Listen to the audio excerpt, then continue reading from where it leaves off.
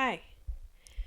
I've made this pre-recorded performance so that I can present to you without the pressure of sharing at 7 a.m., which is well before I'm awake enough to be coherent from the West Coast here in Berkeley, California. I've been playing within computer screens ever since the global health concerns put us up against our screens, with only cameras and microphones to share a sense of togetherness. Although I'm live while I'm recording here, I am not live with you there, but the future of me is live with you now. If you're watching this event as a recording, if you're watching this event as a recording, you are living with a document in your screen. But we're all alive in the now and time traveling together. The hand and the mouse that you now see are happening at the same time I'm speaking. I may make mistakes in this presentation, even as I've rehearsed and recorded it before. That's because I'm giving myself the permission to be flawed. Like most of us in the time of ongoing pandemic, I'm a human, trying to manage technology and speak about difficult subjects at the same time. I've made these maps behind, in front, or beside and between me so that I could share some experiences with you. These are places that I walk in, so you can imagine me walking from place to place.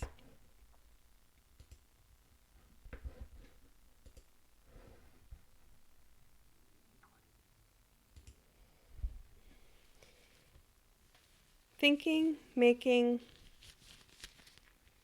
walking. Walking, making, thinking. Walking, Thinking, Making by Mary Jays. Who are you? Last year around this time, I fell down a set of jagged rocks on a walk, and I had to do a remote doctor's appointment. I showed my physician my knees, my arms, and my back, all through a small camera connected to my computer, and I felt an intense vulnerability in front of the small green light. Explain yourself. The physician diagnosed that I was badly bruised, and that although going outside was important, I would need to rest. Since the walks I was doing were for my psychological health, and the rest I was doing was for my physical health, I felt stuck, even more than usual. I tried traveling within my computer, zooming through digital landscapes, and falling into online cultures both familiar and unknown. When I was healed enough to begin walking again, I resumed my hikes in a ritualistic way, trying to pack in as much meaning as possible. I would come to visit this public labyrinth that's marked on the trail sign here on the bottom. Now I have a ritual of discovery. I find new unmarked labyrinths. These are just 3 that I have nice photos of, but by my last count, I found at least 7 rock paths like these. Some others are simple spirals or heart shapes that can appear and disappear periodically. I don't see. Sometimes I listen to text to keep me company while I walk. It gives me focus while my mind is changing as I move. I've been listening to critical art theory. Since I've never found an audiobook in this genre, I've had to convert photos of the book's text into speech using an app on my phone. Sometimes the app has a glitch and the audio will be incomprehensible for a time. Other 3120 and a separarel pun prantal red Callies Kurt per 1 dilagril leaf and itty. Usually I'll just wait for the glitch to clear. Much like a sort of mistake, I'll understand normally again, and I'll just trust that I haven't lost much in the glitch. What do you mean by that? One day, I was listening to a book on participatory art while I hiked. As I learned about a form of exhibition challenge, and brief dissections of the group's 2 attempts to overturn exhibition formats via the labyrinth, Die Welt aus Labyrinth, Stedelijk Museum. I was also encountering physical labyrinths in this park. I decided that a labyrinthian coincidence was worth pausing for. I sat here and I listened to the text spoken by my app's British voice for Claire Bishop's Artificial Hells. The rabbit hole that this sent me down, artists in the 1960s using the labyrinth as a conceptual construct to challenge museum curators to think about participation, led me to the discovery of this publication called The Situationist Times. This one's focused on labyrinths. You. Who are you? I had previously studied Guy Debord's Society of the Spectacle, and I was keen to research how the Situationists understood labyrinths. Researching back to a text they had taken the name of their exhibition, Die Welt as Labyrinth, from, I learned about the notion of a problematic person. That person reveals a kind of mannerist maze. During one rainy day, I found a group of people playing wind instruments inside and around this labyrinth here.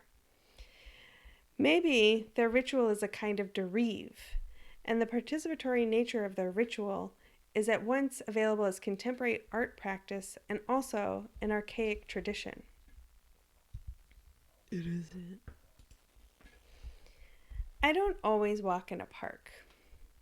Sometimes I find myself walking in the city. In this city, an architect named John C. Portman Jr. built a multi-building complex including 4 skyscrapers and a hotel. I have something important to say.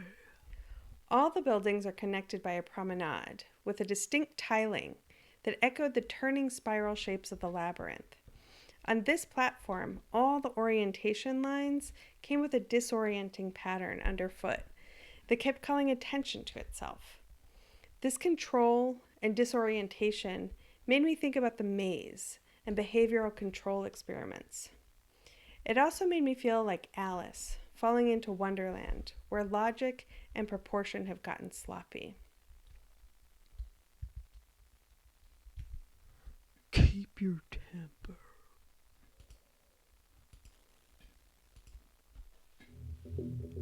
She learned that the man who first invented a contraption to study rat behavioral psychology considered obtaining sane results.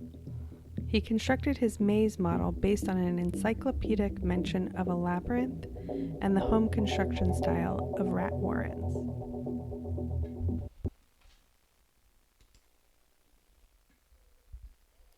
The rat in the maze, designed by some other intelligent being to measure some sort of behavioral outcome, relates to how we're all being tracked as we navigate our computer screens for social means and economic ends.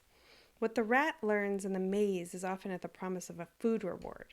What we learn on the internet is often at the promise of social connection and belonging. After my walk, I'll always be pulled back into time by my computer screen, back to the surveillance community of Zoom, forced to connect my meaning through the limitations of internet service and file size and screen fatigue.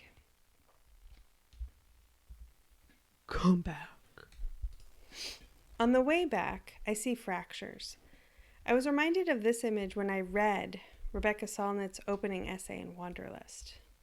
With every winter's rain, more and more red earth and road surface crumbled away, sliding into a heap at the ruinous bottom of the steep slope the road had once cut across. I continue my walks this summer, and I'm noticing more and more change. After so much time walking outside as a ritual mood cleanser, I can see it becoming again the activity it was before pandemic, an errand run or a pet chore. But now there's a renewed sense of connectivity between visitors and an enthusiasm for sharing time and space outside. But there's also an exhaustion to return to old routines, ones that make us feel small and overmanaged. So you think you're changed, do you?